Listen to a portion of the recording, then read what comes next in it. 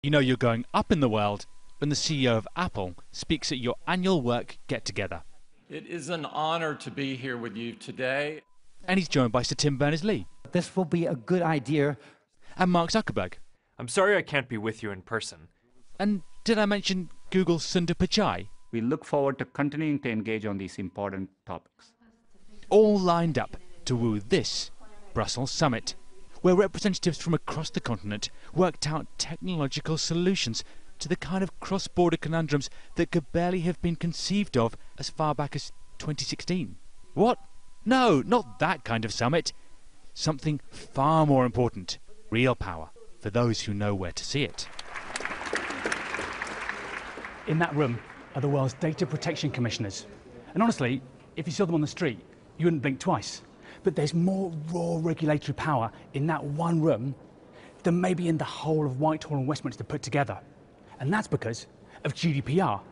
Already 6 months old, already the cause of a lot of frustration and confusion. But it empowers these people to take on big tech.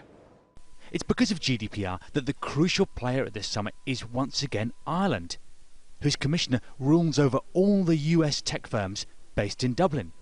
So it feels like a huge responsibility. It also feels like a privilege that we get to look at these issues of how big tech in particular is interfacing with users. We're really pleased now that we have a new legal framework in Europe. It gives us a very strong and broad toolkit as an enforcer but also a supervisor.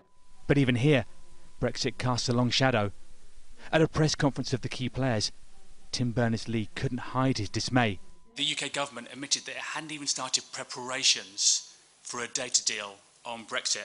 Are you personally worried? And can you give us some sense of what it would mean if data actually stopped flowing between the UK and the EU? Well, I'm not involved in those negotiations.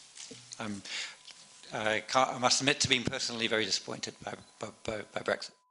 And the UK's data commissioner emphasised the need for a solution. All of us are hoping that cooler heads will prevail and there will be a data deal that allows us at least a transitional period where the UK could apply for adequacy and data would continue to flow during a transition period. I think that's really important. No deal, no easy movement of data. From tech billionaires to the UK's online shoppers, a lot rests on the decisions of the most powerful people you never knew existed. Roland Manthorpe, Sky News.